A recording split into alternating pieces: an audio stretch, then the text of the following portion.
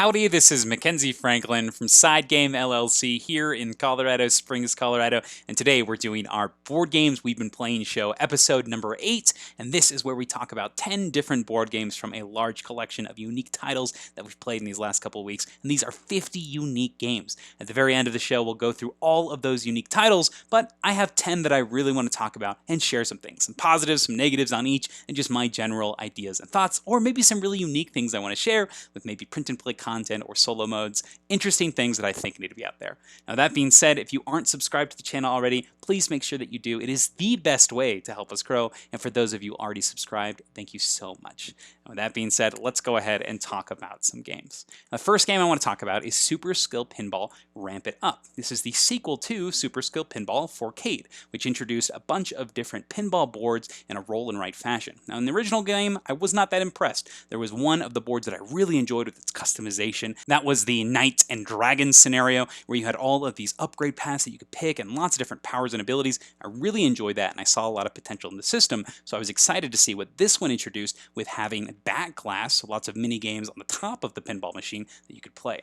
Now I've played only 3 of them so far out of the 4, and the one that really impressed me is the High Roller Heist here. So the Go for Gold as well as the High Speed Racer one did not really impress me. They had some of the same faults where a lot of your moves were very straightforward and you were just going through the motions, not a lot of big choices, just kind of, okay, this is the best move. But High Roller Heist here does a lot of amazing things. The first thing it does is it shortens the playtime, which means that your decisions matter that much more because you're going to be picking upgrade paths to help you advance in different scoring venues, and you have such a limited time to do so. So these abilities that you're choosing matter that much more because of that limited time that you have to actually employ them. And I love this. And that brings us into the actual scoring areas. And you have this back glass that has 3 different scoring venues. This pyramid puzzle and these gold bars, these diamonds in the vault, as well as the casino itself up here. And when you decide to choose one of these, you are investing, and you can gain powers and abilities through the crew actions here that can actually benefit you in those specific areas. And so it's about timing and deciding which power-ups you want to take earlier and making sure that you're using your balls effectively for the specific scoring zones. You have big choices, you have big plays you can make, and all of the abilities that you get from the con and job sections down here also feed into that. This is such a wonderful board and one that I have to recommend. So I think that we have another fantastic board on our hands with the High Roller Heist in the new expansion here. So that's my recommendation for Super Skill Pinball Ramp It Up. Our next game is Unsettled, a cooperative experience from Orange Nebula, the same team that brought us Vindication. This is an exploration game with a wonderful production style. It's this weird rectangular box, but it just works. It has these nice slits cut on the sides, and you pull these trays out, set them on the table, and you're ready to go. You'll pick a planet, you'll plug and play, and then you'll start with one objective. Now, some really cool things, and my favorite part is the way that the planets integrate into the gameplay experience. For example, as you play, you're going to level up your character, and those level ups you get are tied to the scenario, which is so neat. It's going to allow you to play in that space with those missions and those objectives that are specific to the planet and have a really unique feel. I also really like the exploration and how different events will have tokens that become tied to them and also have new action spots that are going to be scenario dependent. I really enjoy this whole system, and it makes a lot of sense with that plug and play nature. I'm excited to see what else Unsettled's planets have to offer, and I cannot wait to explore more of this system. So that's Unsettled. Can't wait to see what else is around the corner. Up next, we have Marvel Champions, one of my favorite games ever, where you play as cooperative superheroes taking out some sort of villain in their dastardly scheme. Now, one thing that you may not know about Marvel Champions or these LCGs in general is usually there's a gigantic community about them, and I think that's amazing. I want to kind of highlight some of that here.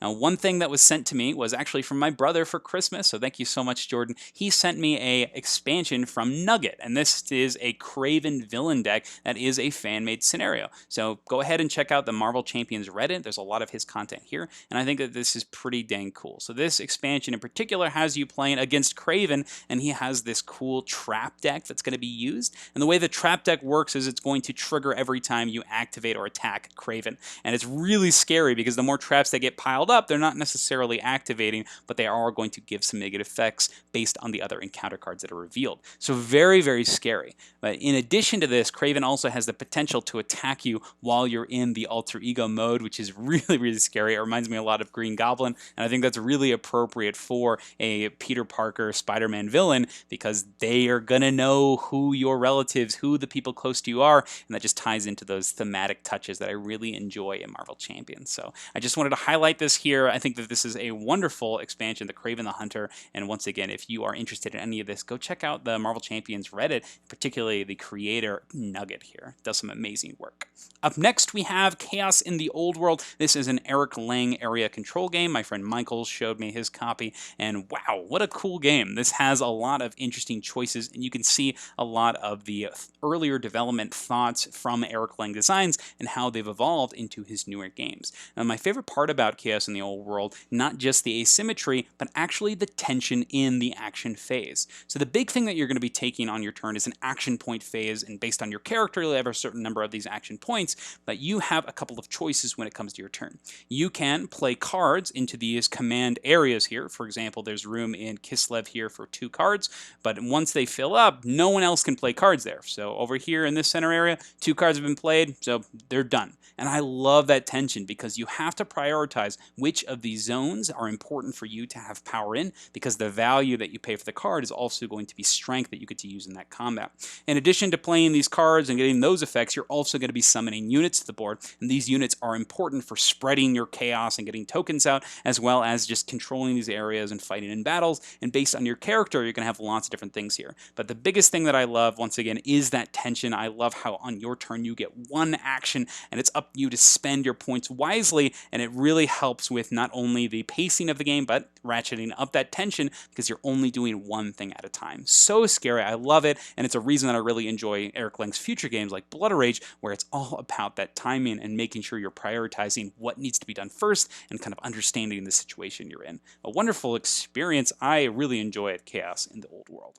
Up next, we have the game Tinner's Trail, a Martin Wallace design. This has you playing as a bunch of industrialists, doing your best to find mines and taking those resources out of those mines while getting rid of the water, so it's a bit easier to take them out. So you want to take a bunch of resources out at the same time, otherwise it's going to cost you a lot of money. Now, the core mechanism here that I really enjoyed is actually the hidden amounts in each of these mines. So whenever you decide to go look at a mine on your turn, you basically are triggering an auction. There's going to be one of these tiles here on the board that's going to have a certain number of resources. Water, which is awful. The more water, the more money you got to pay to actually get those other resources out. And then you'll have tin and copper. And your whole goal here is to be secretly trying to ratchet up the price and get other people to pay a lot of money for these terrible mines while getting good deals for yourself and trying to read and hopefully get some of these cheaper mines. So some of these mines are face down at the start of the game, some are face up, so you know what's available. And that's really fascinating to me, as you can make some big plays where you dunk on some people and make them spend way more money for something terrible. And I really enjoy this. I thought this was such a cool system. My favorite part here is the way that as the viewer of these tiles, you can play these modification cards, which you can see up here. They're tied to specific regions, and when you play it, it not only modifies the amount, but it also lets you see the tile beforehand before the bidding starts. And I think that's really cool, because you know that there's going to be some bonus associated to the tile if somebody's playing a card, which incentivizes it for something that you actually want to bid for. Now, one thing that really did rub me the wrong way here was there was a huge runaway leader problem in the game that we played. It might just be our first time playing, but it is something I want to mention here. We had, after this first round, we had one person get a really, really good sale and just had so much money, and were able to get so many points early that there was really no catching up. And so that was a little deflating for the other players at the table, but something I did want to mention here. But overall, an experience I really enjoyed. I love the time track, and I loved getting the different materials and spending different units of time to try to get the biggest yields while spending the least amount of money. And I'm excited to dive into the expansions as well, because it looks like they offer some really unique ways in order to have more resources and incentivize other exploration. So excited to see where this goes. That is Tinner's Trail. Up next, we have WitchStone. This was recommended to me from Dan, from Chairman of the Board. Same with the last game, actually. These were 2 of his favorites from 2021, so I figured, hey, I better give these a try. And WitchStone is also another really fun game. game. In this one here, you're going to be taking these large cauldrons and placing tiles on them. When you place a tile, you'll get to use the symbols on the tile you place, plus additional bonus actions for matching symbols of the same type. So on this board here, say you just played this big witch and this wand, you've got 3 wands touching, so you get 3 wand actions, and then you got 4 of these witches, so you get 4 witch actions. Now each of these actions relates to these different parts on the board, and generally when you play a tile, it feels real good to get a lot of these actions. Now the actions themselves are not extremely flashy. You have the magic wand track on the bottom here, which gets you bonuses and double the bonus if you're furthest on it. You've got this pentagram action here, which will give you additional bonus tiles and maybe some points here and there. And then you've got the witches in the center, which will give you points, Ticket to Ride style, where the longer your connections are, you'll get extra points, and then you're trying to move witches from place to place in order to actually get points for settling in these specific spots. So it's really good to get there first. Generally, for almost all these actions, you get an additional bonus. So it's all about prioritizing not only getting big, powerful actions, but also getting to those actions first. And I think that's some really cool tension with all of these different point scoring venues. Now, one thing that I did not really like actually, but kind of liked at the same time, were the objective cards. These objective cards gave you a huge amount of points if you did succeed on them, but unlike every other action, whenever you had multiple of this objective card action, you only ever got to take one. And so if you did have more than one action, you were able to pick up a objective tile that was further down, but for us, it never seemed like it was something that was worth it. It felt more satisfying when you were getting 6 witch actions or something like that, or maybe you were picking up objectives early and then moving your strategy toward those in the later game. But then once again, that ties into that tension of, oh my gosh, I've spent all this time setting up for later that I haven't been actually pushing myself down tracks. And so there definitely are reasons to do actions here and there. And at the end of the game, a couple of points can make a big difference. And I thought that was really cool how there's a lot of different point venues and everything is giving you points. Very much a point salad game, but one that was a lot of fun. I liked how the actions escalate. So that's WitchStone, a game where you're going to have so many actions you may not know what to do with them. Up next, we're talking about Res Arcana, the newest expansion Perle and Piri dropped, and had a lot of time to dive into this one. Now, Perle and Piri adds a couple of new things in the form of Pearls, which is a new resource that are worth points no matter where they are on your boards, even if you have them just in a resource pile or if you've allocated them to specific cards or abilities. And I think that's really neat. You have this extra thing that just embellishes your current cards. In addition, you're going to start the game with a Pearl, and you can get rid of Pearls at any time for a gold or 2 resources. So alternatively, you can get rid of some of your points early in order to create and start up your engine, which I think is really cool because it offers some flexibility straight from the get-go. In addition, it offers a new magic item in the form of Calcination, where you can tap it as well as pay 3 resources and get a pearl. So you actually have a point generator in magic items, which will definitely be a highly contested one. So in addition to this, it's going to increase the length of the game to 13 points instead of the original 10 because those pearls are worth points. But how does this expansion actually play? And is it good for the game? Now, I have to say, I think it's great. I think that this adds a lot of new, unique strategies without cluttering or making others unviable, and offers new, interesting cards that are not just focused on pearls. Pearls are a nice addition to the game, but that doesn't become what the game is all about. I also really love that you can get that engine started right away with that extra pearl resource. And I also love that a lot of the places of power are going to focus on some of the existing archetypes as well as strategies you may not have employed. There's a lot of interesting things here, and this is just a great expansion to add in, and I think that the 13 points does not bog down the gameplay time at all. Sometimes it can be a big deal, especially when you have the check for victory now monuments, where normally you could snatch a victory at 10 points, and I thought that was a very interesting way to proceed in the game. But overall, most games end in that 13-point range anyway, and I feel that it's very similar here. So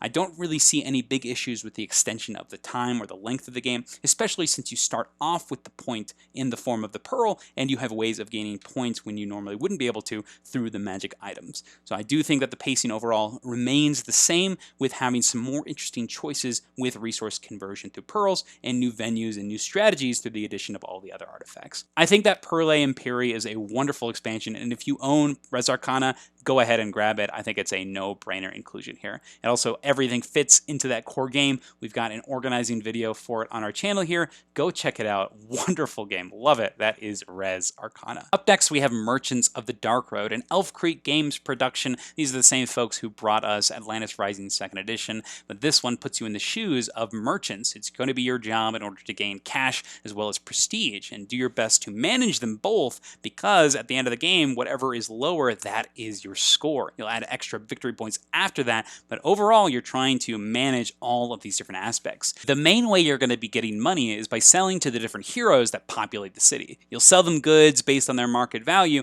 and then they'll jump on your cart and you can deliver them to the outlying cities for additional bonuses. Now, the other way that you're going to be scoring is through that prestige, and you want to get that through completing contracts. So you're going to be using your items and either trading them for cash or storing them and delivering them for those contract tokens through the travel action. Now, that's my favorite part about this game, is the traveling. So when it's your turn, you can initiate a travel, but everyone can join at the table. And I love this about this game, because not only are you focused on where you are going, but you're also focused on what everybody else is doing, because if they have a couple of targets that they may be going after, you might pick up a couple of things and join them on that ride in order to deliver some stuff for free in a future turn. In addition, you don't even have to deliver stuff to join a ride. You can just go to mess with the other people or to get additional passive bonuses. And I love this about this game. You're constantly engaged and constantly wanting to benefit off opponents' actions. That being said, there's still a bonus to being the person who initiates the travel action in the form of additional bonus cards or upgrades to your action board.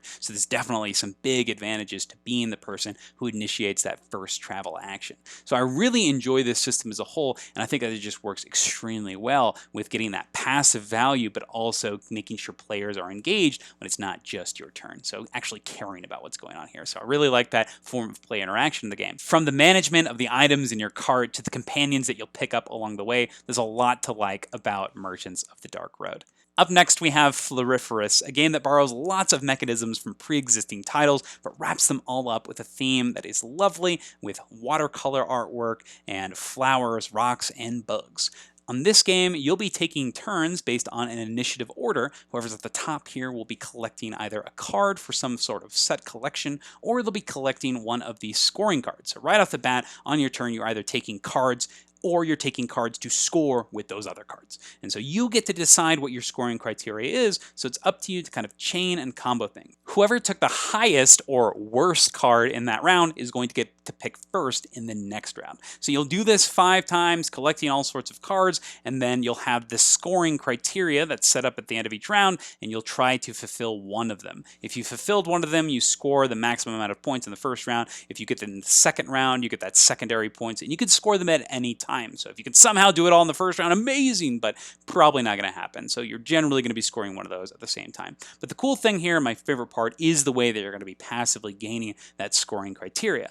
Now this game, as I said, borrows a lot of different mechanisms from other games. It borrows the mechanism from games like King Domino, where whoever picks the worst tile is going to get to go first in the next round of drafting. And I think that's a great system. However, sometimes it kind of misses, because sometimes the card at the top, the card that is the worst, is actually really good for specific players. And I guess you're kind of playing into that by taking scoring cards early and maybe taking a bad card here and there, but I think it can kind of be pretty wonky, especially in the later rounds, because those cards are randomly populated at the end of each. So it doesn't feel as satisfying when you ensure that you're taking a bad card, but really you're just taking successively strong turns round after round and really being unimpeded by other players. Another shared mechanism is the choose your scoring condition or get cards for that scoring condition. And then you see this in a lot of games, but the thing that this one actually reminded me the most of was something like Point Salad, where on your turn, you're normally picking between these two things. Am I scoring through this condition, through the forms of rock gardens or the specific arrangements, or am I just picking up cards to match and trying to satisfy those other conditions? I think that there's a lot of interesting concepts here that overlap with a lot of pre-existing games, and I'm not sure if Floriferous does any of these things exceptionally well or stands out amongst the pack. So very pretty artwork though. I do love the way that the drafting works, and the flow of the game is fairly quick, but not one that I think I'm going to be returning to or we're going to be adding to our library. So that is Floriferous from Pencil First Games. The last game that I want to talk about is Underwater Cities, one of my favorite in engine building game where you're playing these cards based on worker action spaces you're visiting, trying to match colors and get all sorts of bonuses. But one thing I really want to talk about here is a file that you can find on BGG, and this is a solo board for Underwater Cities. You can see it in action here, but the whole idea behind this board is that it is going to reduce the amount of space that this game takes when you're playing the solo experience. So you can find that file on there and print it out. It's got space for your action decks. It's got that initiative track there, and it reduces the board size to this really small little grid. And I love this because you can just put a couple of markers on there and slide them down. It's extremely easy to manage, helps you with tracking your victory points of the round, and once again really reduces the table space that is being demanded for this large engine building game. So I really like this tight-knit package, and I wanted to share that with you. So just wanted to give a huge shout out to BGG user Matus. Amazing job here. I think it did a great job with reducing that table size and making a very solo-friendly board for this experience. And there's been a lot of new posted versions of this, new updates, changing a couple of things, and this is the newest iteration. I'll leave a link in the description below, but we got some new upgrades for Underwater Cities, so I was putting them in, and as I was putting them, I thought to myself, I should play this. And so got to try out the solo board and wanted to confirm that, yes, it does work. It works well, and it's one that I think that you should give a try. So Underwater City is an incredible game. Give that solo board a try if you enjoy solo gaming at all. And those are the games. Those are the board games that I've been playing personally in the last couple of weeks here. We have 50 unique titles. Let's go ahead and talk about all 50 of those. Are you ready? Here we go. Townsfolk Tussle, Super Skill Pinball for Cade, Hadrian's Wall, Holler Tau, Rumble in the Dungeon, Ink and Gold, Bullet Heart, Marvel Legendary, Glory to Rome, Unsettled, La Havre, Dungeon Decorators, Yellow and Yangtze, Final Girl, Marvel Champions, Noosefjord, Modern Art, Chaos in the Old World, Monster Expedition, Tehkenu, Obelisk of the Sun, Dwellings of Eldervale, Don't Mess with Cthulhu, Skull, Cockroach Poker, Terraforming Mars, Ares Expedition, Fantasy Realms, Tinner's Trail, Rolling Realms, Witchstone, Super Fantasy Brawl, Air, Land and Sea, Brass Birmingham, Biblios, Res Arcana, Ice Cool, Jamaica, Tifa Tashin, Merchants of the Dark Road, Patchwork, Maracaibo, Mission Red Planet, Floriferous, Oriflamme, Kingdom Death Monster, Railroad Inc., Underwater Cities, Space Base, Cthulhu Death May Die, Root, Terraforming Mars, Great Western Trail, and finally, Hanamikoji. If there's any games that I didn't talk about on this video from that list that you'd like to hear more about, or just any games in general, please leave a comment below. What games have you been playing these last couple of weeks? What games really stood out and do you want to share about? I'd love to hear your thoughts about either these games discussed or just games you're excited to chat about in general. But thank you so much for sticking around and for watching the video all the way through. I really appreciate it, and I appreciate your time being here. Thank you so much for sharing these exciting games with me. SideGame Strong.